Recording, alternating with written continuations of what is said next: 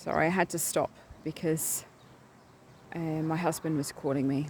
So, yeah, this is the shady bit, a little bit of wilderness. It does really need attention, actually. And I've got this space up here, which is just all grass and comfrey and, old potatoes and mint and goosegrass, what I call goosegrass anyway. And I really want to sort of landscape this and put some tyres on. I'd actually really love to put a water feature there with a little bit of a, pond and a little bit of a waterfall. I don't know if that's being too ambitious, but, anything's possible, hey? But let's go down this way. So that's one of my favourite views out through there. Yeah. So I'll walk and talk. So my feelings really is there's a lot going on in the world that is really super scary, and I get it. I get that it's freaking people out. That it feels like that humanity is horrendous, and that the world is full of evil and destruction and greed and war and all of that stuff. And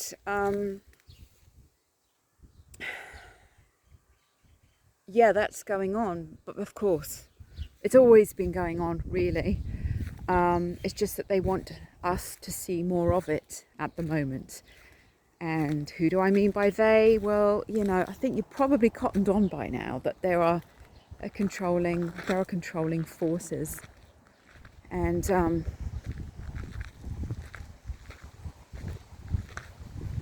they do not want us to be in a state of love. They do not want us to be in a state of joy, connection. They want us to be divided. They want us in fear. They want us to be fighting each other, so that we don't see actually who our true enemy is. And that's been the game for a very, very long time. These are my little container area, which I'm just about to add to. Let me just show you this. This is the wisteria, which is going now. I love wisteria.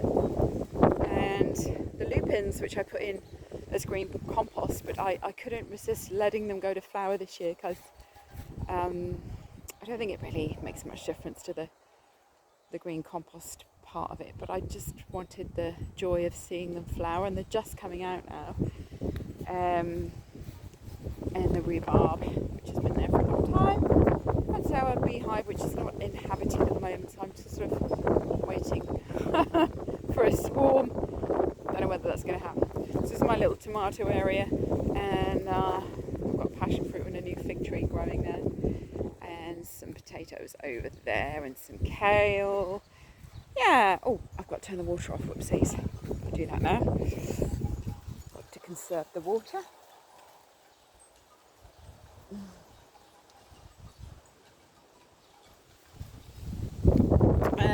Okay, so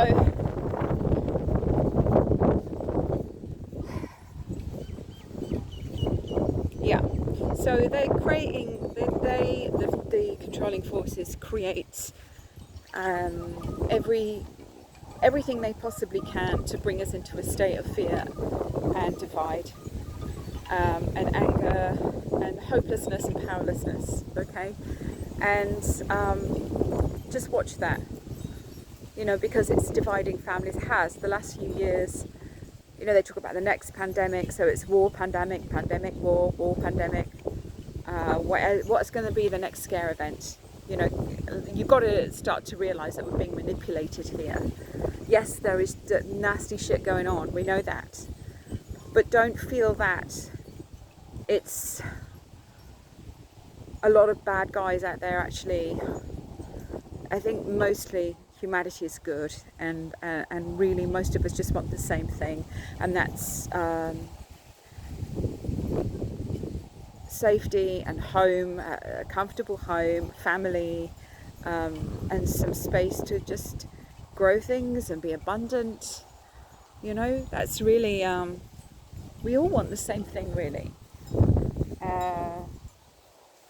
When we come out of balance, we think we want more. We think we want posh cars, and I mean, I'm not saying there's anything wrong with that particularly, but I've just come to, I've never really been into cars, to be honest. I just, because I see that it's a bit of a trap, all of that stuff, the things trap.